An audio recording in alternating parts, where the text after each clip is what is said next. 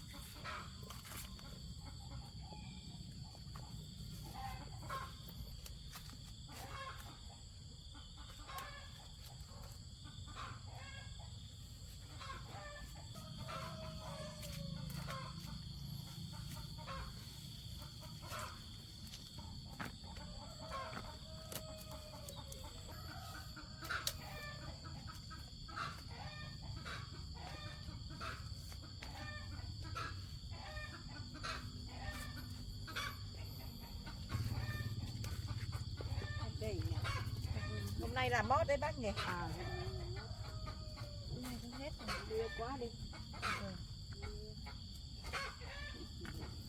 Ngoài kia vẫn còn hả bác? Vâng, chỗ phải nhà ốc nhé. Dạ vâng.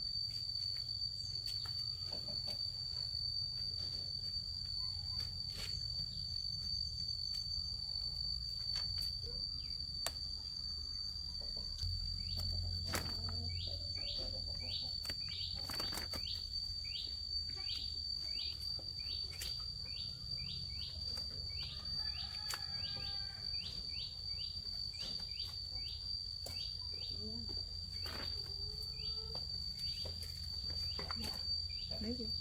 Đây này. Hết rồi à bác? Hết rồi. Vâng.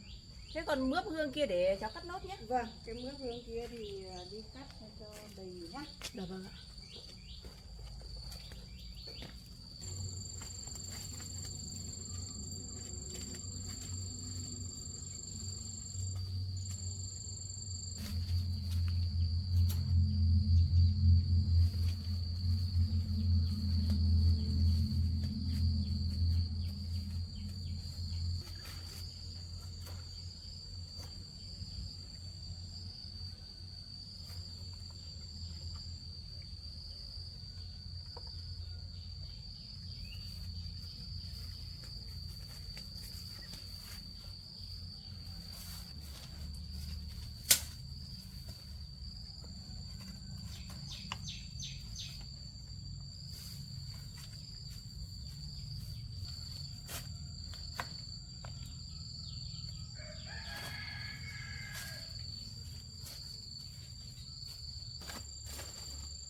còn đi kia còn một vườn nữa mang đi cắt cho.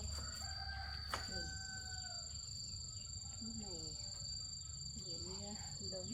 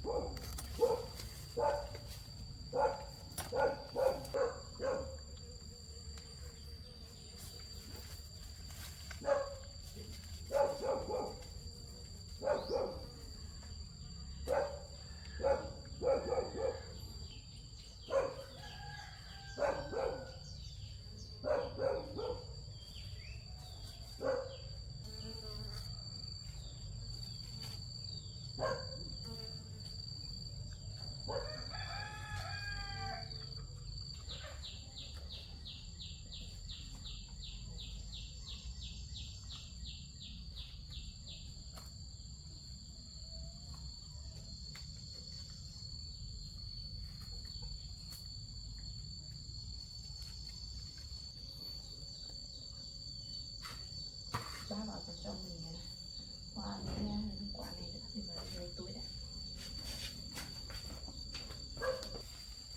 Ba ơi, cháu gửi tiền bà. Vâng, cảm ơn nhé. Cháu thì cũng lâu lắm rồi cũng không được để là người bà. Dạo này cũng bận đấy. Vâng, Cũng có thời gian bà.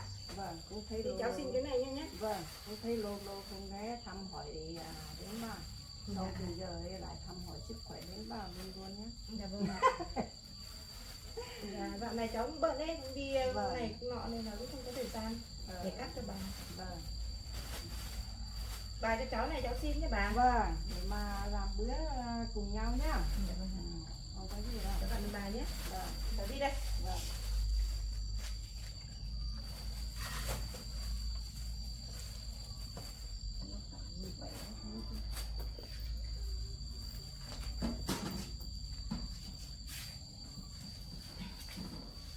Cháu chào bà nhé. Vâng, nha, mai nha.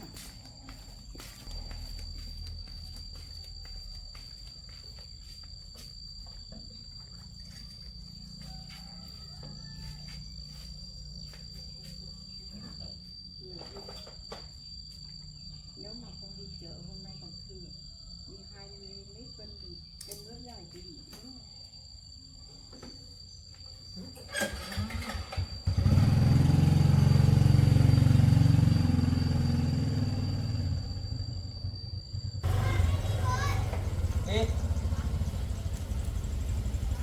Chào cô ạ.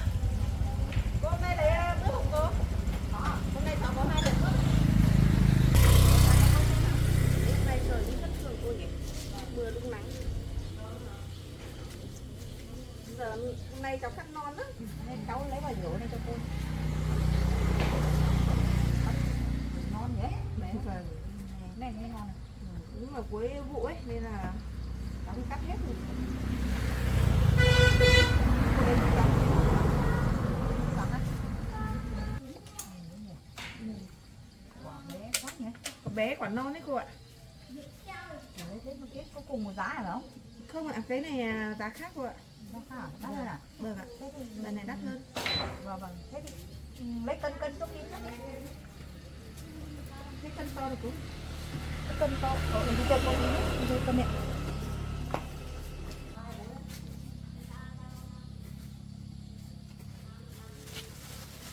Thế tí có đủ 5 cân đi.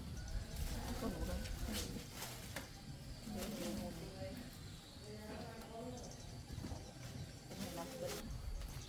Đây. À đây túi có túi xanh.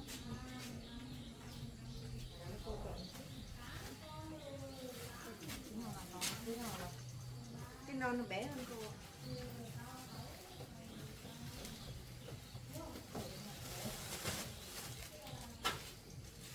Đây cô cứ chọn đi. Đấy như thì cháu là lấy trên kia bán. Cháu cứ bán xong theo đường đi thôi ạ. Đấy thì bán. Ngon mà. Thơm đấy.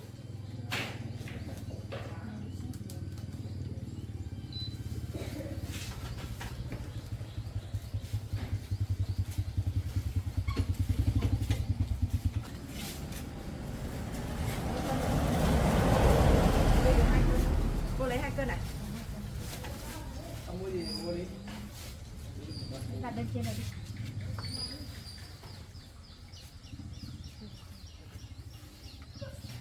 Được không?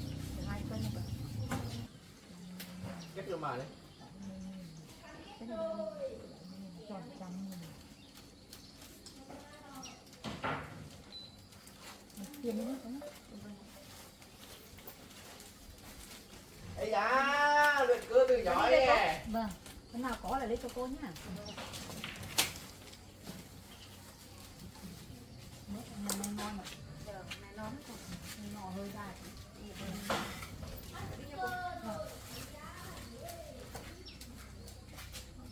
Nghe không? Hả? Ờ.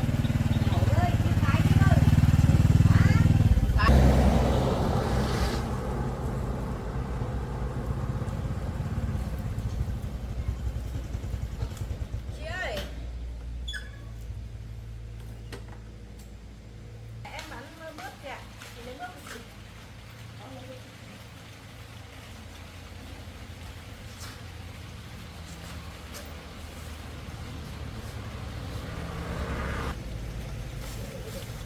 Cho bao nhiêu em?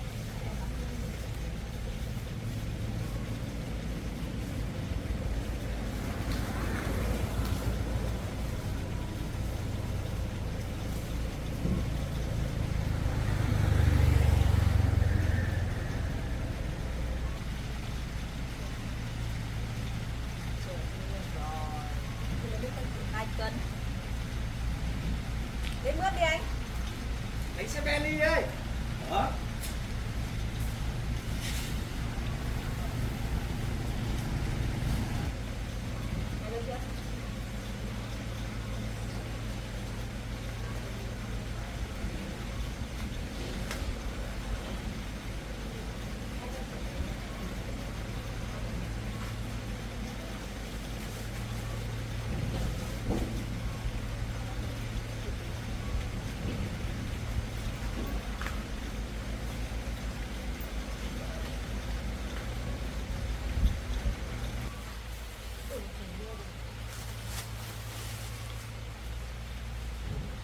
Cảm ơn chị nhé, đi đây.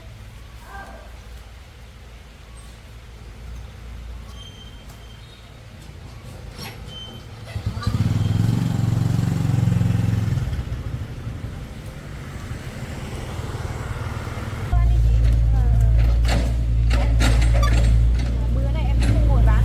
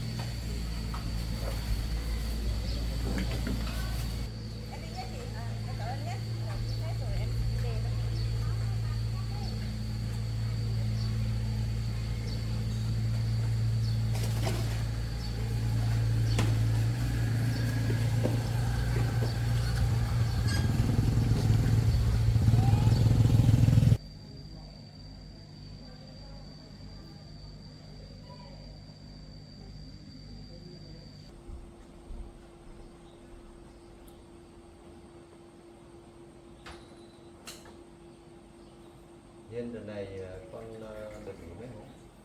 Con được nghỉ mấy hôm cơ bố ạ? Chắc cũng lâu đấy. Thế bố cũng chưa được nói với con cũng không được về nhà, nhưng bây giờ con về nhà bố cũng tiền là nói cho con biết là có đứa con riêng của bố lúc về với bà mẹ bà cả đấy, là bố có một đứa chị của em của con, nên là bố đang bàn với con là tí xuống thăm con nhân dịp con về nhà đấy, là đi xuống thăm chị. Thế là con có chị gái à bố? Vâng, bố cũng chưa được nói cho con biết, nên là hơn 20 năm rồi. Hôm nọ cách đây được hơn 2 tuần đấy, à, chị gái chị về tìm đến bố, xong hai bố con cũng nhận nhau rồi. Thế là bây giờ ở sát bên nó tí là nhân dịp là con được nghỉ thế này là đi theo bố đi thăm chị, và sau này các hai chị em mình quan hệ với nhau. Thế mẹ có biết không bố? Mẹ con biết rồi, mẹ con hôm nọ cũng đi thăm rồi, qua bà cả bà kia đấy, mẹ của chị của con đấy là không muốn cho đi lại. Mẹ bây giờ mẹ của cái Hồng đấy là mẹ của chị đấy là cũng đi làm rồi, tí con mới muốn xuống. Thế chị ấy tên là Hồng à bố? Chị ấy con là tên là Hồng con ạ. Bữa nọ chị lên ăn cơm với bố mẹ rồi, thì mẹ cũng thông cảm thôi, cho bố với lại cái Hồng là đi lại với nhau rồi, mẹ con đấy. Bố ơi, thế mẹ đi đâu rồi bố? Mẹ con đi làm rồi. Thế cái lúc mẹ đi làm không điện cho con biết à? Mẹ không nói với con đâu bố ạ. Chắc là đi làm bữa nay hôm mới về sao? Thế nhà chị ấy có cách đây xa không bố? Ở xa bên thôi con ạ. Thì con tí là xem là cái sếp là với bố đi xuống nhà chị chơi. Dạ vâng, con cũng nghĩ rằng là dịp này con về con cũng không được đi đâu chơi, nên bố đưa con đi nhà chị ấy chơi cũng được ạ. Vâng. Thế công việc học hành của con thế nào rồi? Dạ, lần này con được tranh thủ về nghỉ hè bố ạ. Nên là sắp tới thì con đi học thì con không có thời gian về nữa đâu bố ạ. Thôi bây giờ là được nghỉ hè, con cũng phải chịu khó ôn nhé, con thi viên viết còn ôn bài nhé. Xong là con phải cố gắng lên. Còn về gia đình đấy còn tiền học ăn uống gì thiếu thì cứ bảo bố nhé. Dạ vâng. Dạo này con cũng phải học nhiều lắm bố ạ. Con không có thời gian nhiều đâu bố ạ. Tức là tiền các khoản đồ các khoản nên là con cứ gọi điện cho bố, nếu mà lúc nào đi bố đưa cho. Bố ạ, sao vấn đề mà con có chị gái ấy, sao trước giờ không thấy bố mẹ nói với con ạ? Sao bây giờ con mới biết ạ? Con ạ, cũng hơn 20 năm rồi mà bố cũng, như con thì cũng mười mấy năm rồi thì bố cũng không được nói cho con biết, vì nói ra cũng sợ ảnh hưởng đến học hành của con. Cái thứ hai thì hơn 20 năm thì nó Hùng mới về tìm bố, thì bố con mới nhận nhau là bố cũng tưởng là thất lạc theo mẹ nó đi ra nước ngoài rồi thì bố không biết, cho nên là Hùng tìm về đến thì bố mới biết thôi, là vẫn ở trong nước mới ở với chú và thế. Xong sau là bây giờ con được nghỉ là thôi thì bố cũng kể cho con nghe là câu chuyện là như thế, là nó dài dòng lắm. Thì hôm nào tí nếu mà trường hợp mà ấy thì giờ hai bố con mình xuống thăm chị. Bố ơi, hay là trong ngày hôm nay mình đi luôn đi bố. Con cũng muốn xem chị ấy như thế nào ấy bố. Bố đưa con đi nhá. Đi thôi, nếu mà con đi được con bây giờ thì càng tốt, nhưng hai bố con mình chuẩn bị đi nhỉ. Dạ vâng. Bố đợi con một chút nhá, con vào lấy ít đồ. Vâng. May quá mình kể chuyện này cho con gái cũng hiểu mình. Con chắc con gái mình quý chị, con rủ con đi thăm chị, con cũng đi luôn.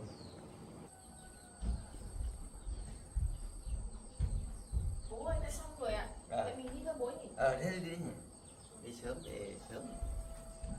để hai chị em nói chuyện với nhau. Để bố mở cửa.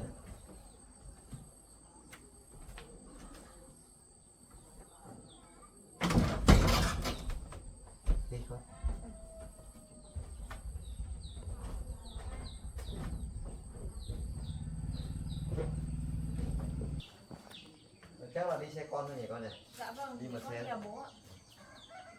Cái xe bố lấy mũ.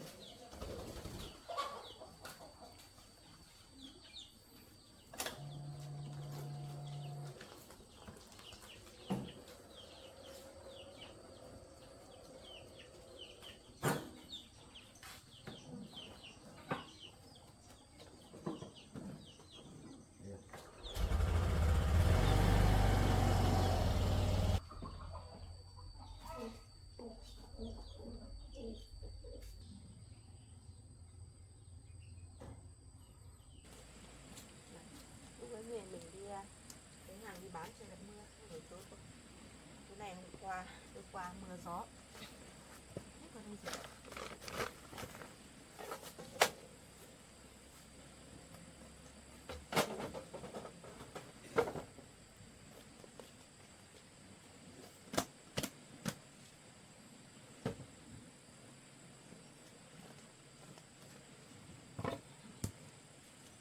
Mình lấy cái lõi ngô này mình đi nhóm bếp. Cái này khô này nhóm bếp cháy lắm.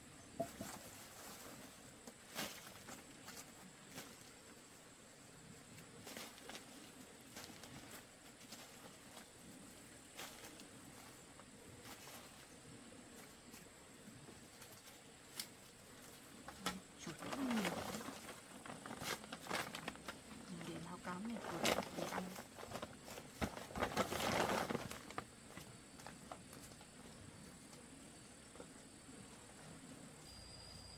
Đường hơi khó đi lắm quá. Mình phải để xe ở trên. Không đi xuống như thế này nếu mà mưa là không lên được. Sắp đến chưa bố? Đến rồi, nhà đây rồi. Không biết là chị còn có ở nhà không? Hồng ơi, nhà không con? Đây cái cổng bố đóng cho Phật để cho Hồng. Chị con.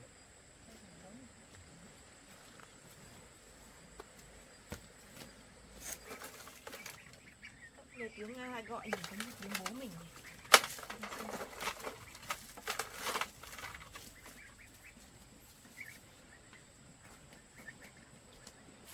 Chắc chị con ở nhà thôi con ạ. Con vào đây ngồi con. Hồng ơi. Chị ở nhà với bố. Bố, Em chào chị ạ. bố xuống đây cho bố. Bố ơi xuống. Vâng ạ. Ở xuống Em vào. đưa em xuống hai chị em nghèo về đây ngồi bố giới thiệu cho để con biết. Vào đây ngồi đi con.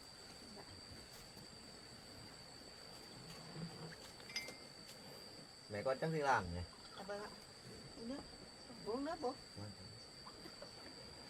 Đấy, Con chị cũng mới là- đi làm về nên là cũng chưa kịp uống nước bố ạ. hôm nay có chiều bố đi không? Hôm nay thì con cũng đi cắt mướp đi bán ạ. Bố, đây là ai vậy bố?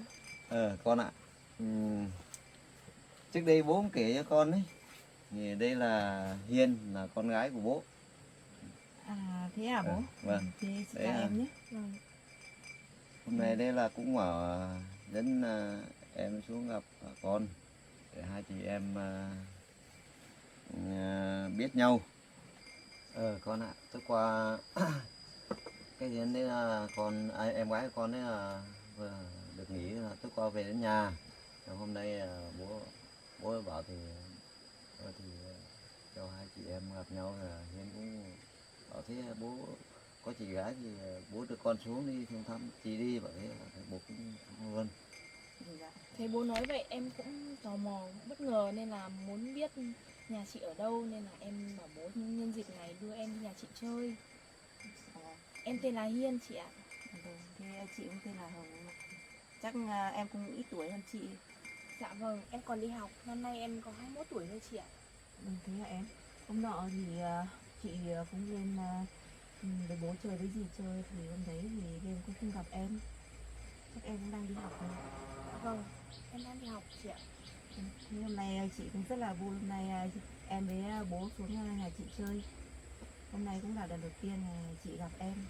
Đấy con ạ, hai con bây giờ là bố cũng được tuổi, cũng già rồi, thì bây giờ bố đưa em xuống gặp con đấy, để mà hai con tìm hiểu lẫn nhau mà giúp đỡ lẫn nhau nhé. Sau này bố chắc là tuổi cũng hơi cao rồi, hai chị em là đi lại hộ nhau công việc, tất cả các công việc nhá, giúp đỡ nhau. Dạ vâng ạ. Chắc là con cũng phải học hỏi em nhiều, giờ em còn đi học, con thì giờ con ở nhà, con cũng chỉ đi chợ búa thôi bố ạ. Thế mẹ con đi làm rồi con? Dạ mấy con đi làm rồi ạ. Thế hôm nọ con lên với bố với dì ăn cơm đấy thì mẹ con có biết không, có nói gì con không? Dạ hôm qua mẹ con về thì con cũng kể cho mẹ con biết rồi ạ. Mẹ con cũng không nói gì đâu ạ. Không sao đâu ạ. Ừ, thế thì tốt rồi con ạ. Bố chỉ sợ coi như một con về đi thăm bố về đấy, sợ mẹ con biết, mẹ con lại là nói con thế này thế nọ, thế là mẹ không nói gì thì tốt. Dạ vâng, mẹ cũng không nói gì đâu bố ạ, bố cứ yên tâm ạ. Đấy bây giờ thì Hiên ạ, cả Hồng nữa, hai chị em bây giờ cứ ngồi nói chuyện nhé. Đấy hai chị em thì không ngại gì đâu. Bố đi có chút việc, trên này có chút việc. Khi bố về bố tức là nói cho con biết. Thế bố đi đâu bố? Không, bố có chút việc, bố đi tí rồi. Dạ vâng. Nhé. Hai con cứ nói chuyện với nhau nhé. Vâng ạ. Bố đi đâu mà cũng không nói cho chị em mình biết này.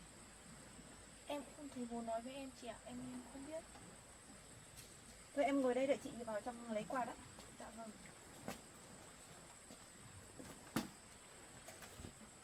Chị ơi, thế chị ở đây lâu chưa chị? Chị mới ở đây ạ? Mới chuyển về đây một thời gian rồi em ạ. Chị ơi, thế mẹ chị đi làm rồi ạ? Mẹ chị đi làm rồi. Thế tối mẹ chị có về không ạ? Thỉnh thoảng sáng tối mẹ chị mới về. Tôi một tuần về nhà mấy lần thôi. Thôi chị ở một mình chị có sợ không chị?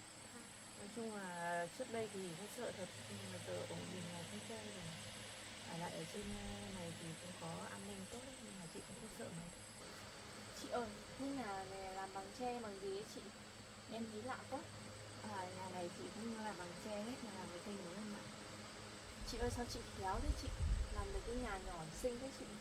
Nói chung thì một mình chị cũng không làm được, thì cũng nhờ các chú các bác ở xung quanh về hộ chị làm thôi. Mà lại cũng ở gần rừng ấy, là có cái gì tiện thì chị cũng lấy về làm, cây nối ở bên kia. Thế hàng ngày chị làm công việc gì chị? Chị bây giờ công việc của chị thì cũng đi chợ búa thôi em ạ.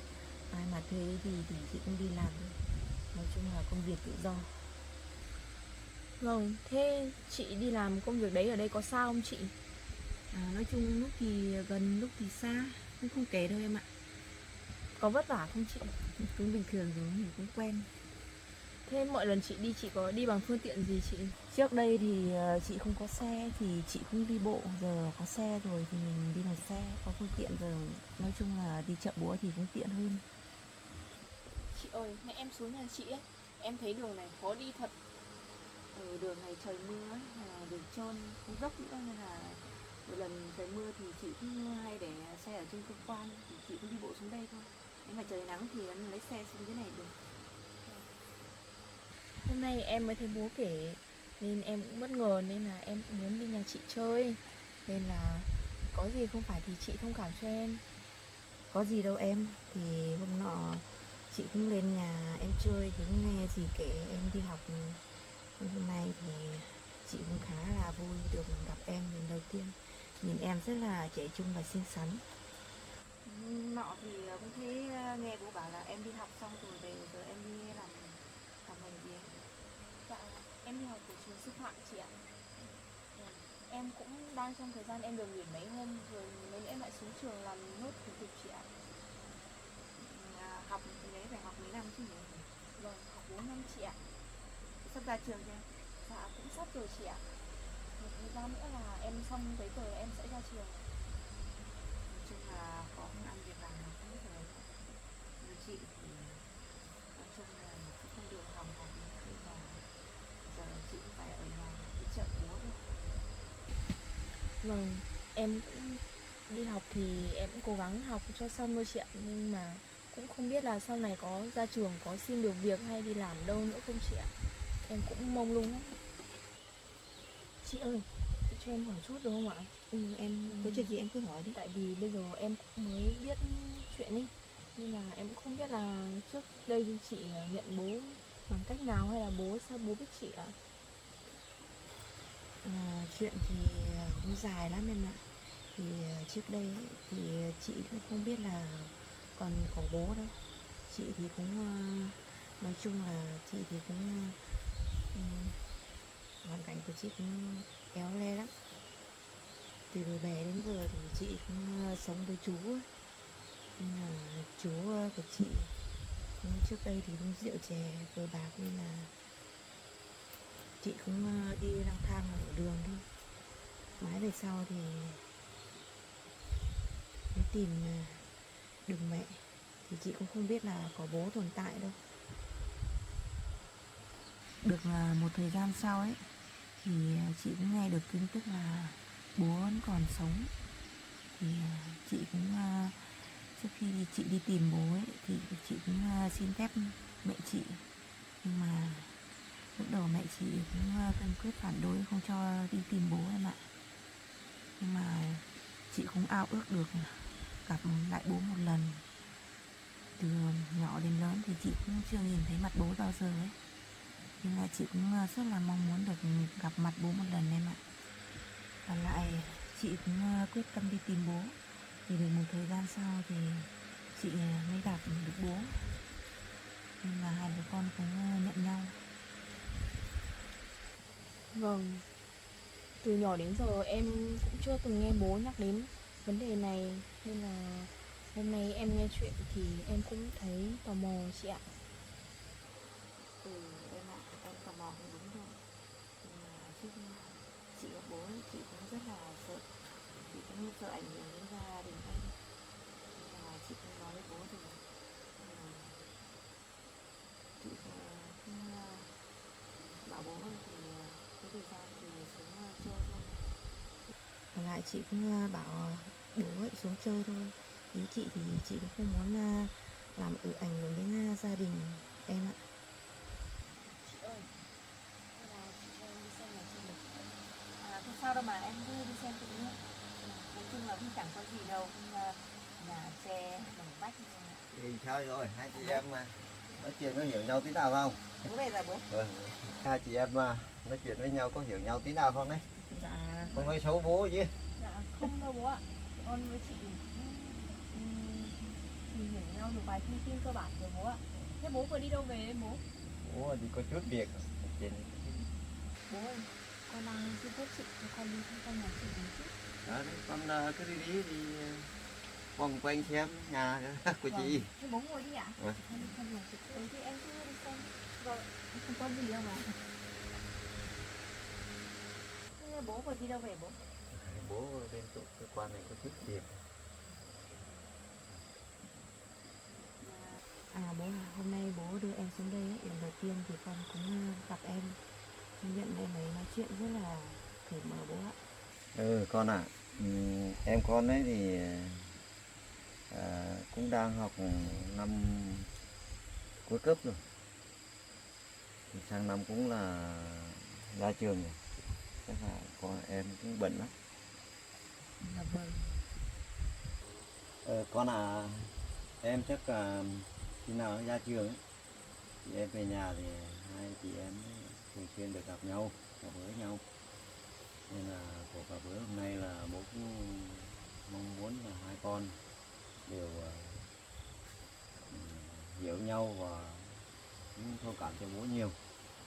Dạ, không sao đâu bố ạ. Nói chung là con gặp em lần đầu này thì con cũng rất là vui rồi. Chị còn nuôi việc cả việc cơ ạ. Nhà chị cái gì cũng làm bằng tre. Mà mình thấy sao chị không thấy được cái vườn hoa hay thế nhỉ? Công nhận không khí ở đây mát mẻ trong lành thật đấy. Mà chị còn đi đâu hết ở đâu về nữa không?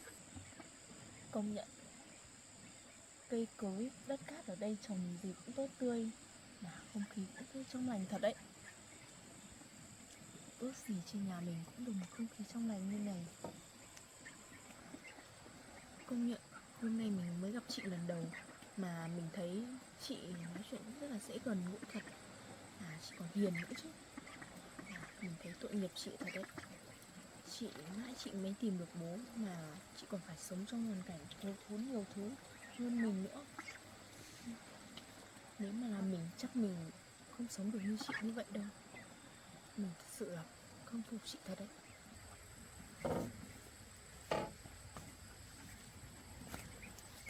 Mà bố ơi, hôm nay thì đi làm gì ạ bố? Sáng dậy là thấy có cuộc điện thoại là bảo đi làm cái gì đấy bố cũng chả hiểu, xong mà bố còn lúc kia bố còn đang bận, bố không hỏi là phải biết gì làm. Con này, hay là bây giờ bố bảo này, em nó về nhà đấy thì tối nay con lên ăn cơm với bố đi. Sao không được đâu bố ạ? Mẹ nói tối nay thì không về nhưng mà con phải ở nhà cơm đợi mẹ. Mẹ về à? Cho nên là Vâng ạ. Chị ơi, công nhận là nhà chị không khí trong lành mát mẻ thật đấy. Em còn thấy chị được trồng được mấy cái bông hoa xinh xinh bên kia nữa cơ. Lúc nào rảnh thì chị cũng tranh thủ chị trồng hoa xung quanh này cho nó đẹp lên ạ. Em thấy nhà chị cái giường nhà bằng tre nên là em thấy hay và thấy mát lắm chị ạ. Nói chung thì cũng bình thường thôi em. Chị khéo thật, chị còn chăm được mấy con vịt xinh nữa chứ. Thì nói chung thì đàn vịt đấy thì chị cũng mới mua thôi, thì nó cũng lớn chậm rồi mà. Lại chị nọ chị cũng ở định mua thêm mấy con gà nữa, nhưng mà chị cũng sợ bị bệnh nên là cứ tạm nuôi mấy con này đã. Khi nào lớn hạn thì chị cũng lấy gà để nuôi. Nói chung là nhà nông mà, nuôi gà với vịt đỡ.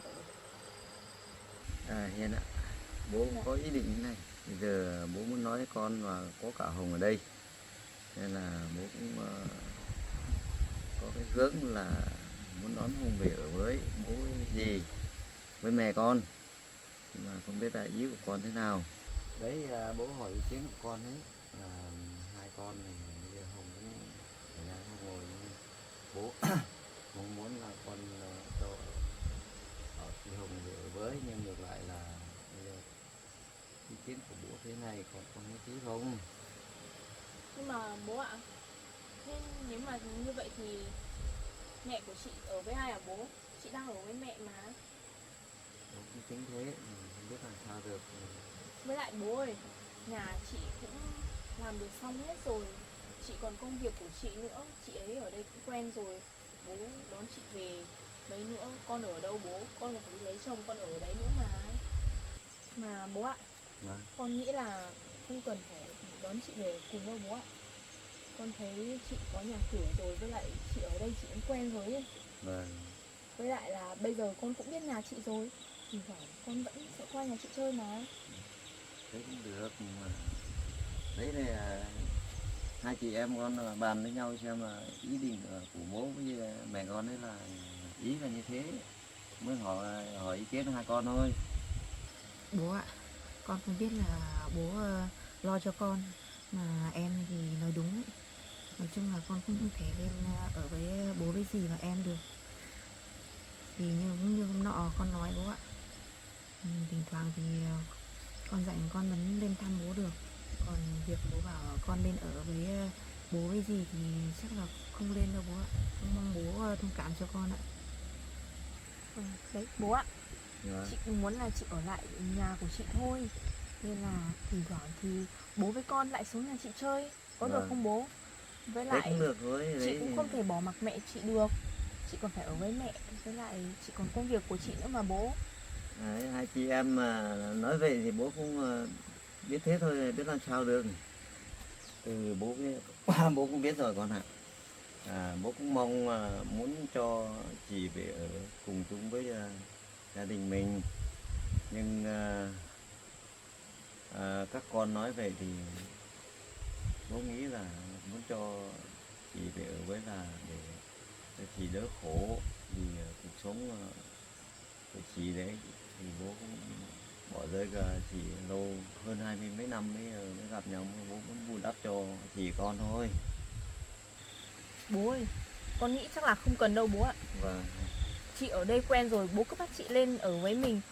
Đến lúc chị không quen môi trường sống thì lại khó xử ra ấy bố. Với lại ở trên kia sống không giống như ở dưới này, con sợ chị không quen ấy, đến lúc lại phức tạp mọi thứ.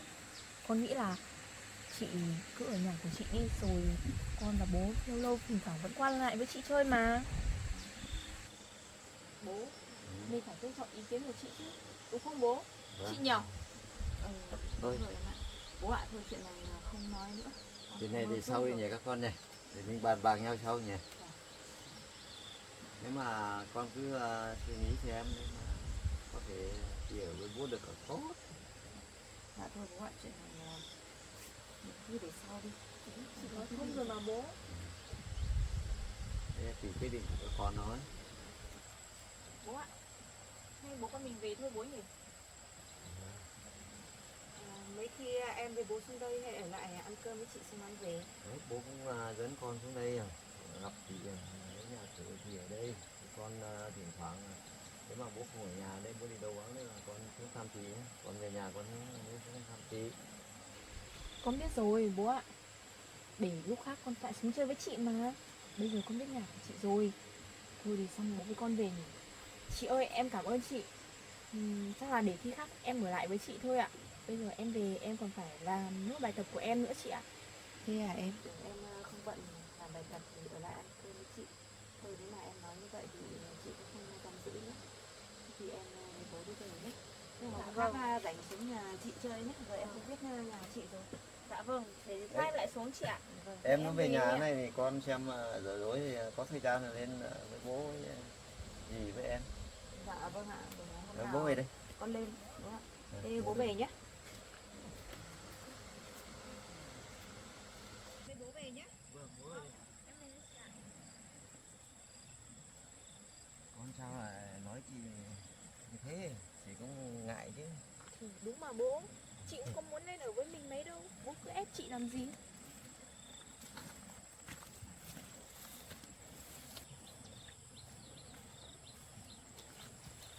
Chắc bố lại có ý định chia tài sản cho chị ấy nhỉ.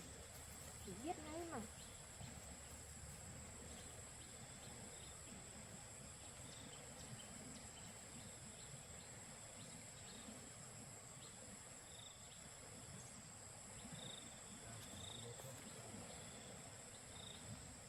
Em ấy với bố cũng về rồi.